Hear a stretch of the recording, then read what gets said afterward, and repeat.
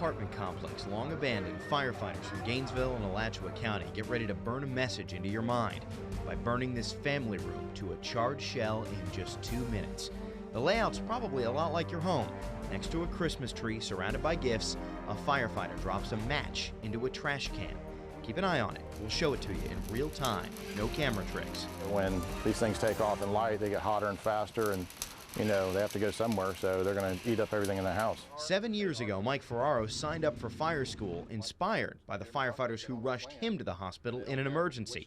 He still can't believe the raging flames and close calls he sees from fires that have only been burning a few seconds.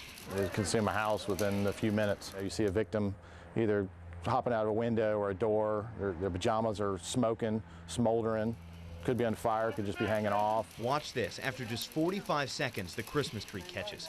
Seconds later, a carpet of super hot smoke starts creeping down the walls.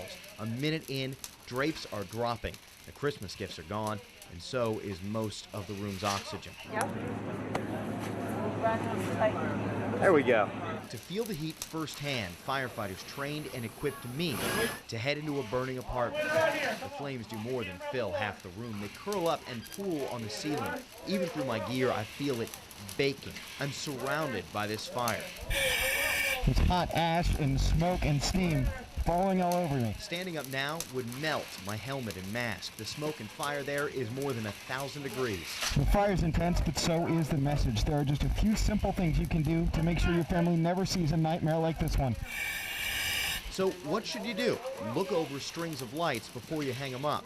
People use their lights, 20-year-old lights, don't realize, it could be a critter up there chewing on them. Even new lights right out of the package can have obvious problems. Most house fires happen at night. Blow out candles and even switch off the lights on your tree before bedtime.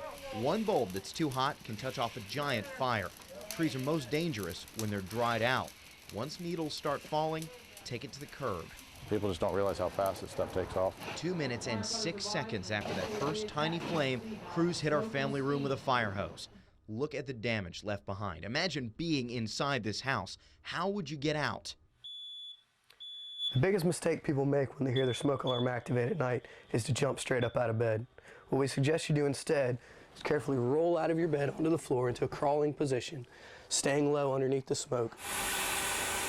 At the training center used by St. Johns County firefighters, Jeremy Robshaw shows you just what to do. Start at the bottom, feeling with the back of your hand.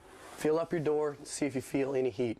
If you feel any heat, you do not want to open this door. At this point, you moved your secondary means of egress, your bedroom window.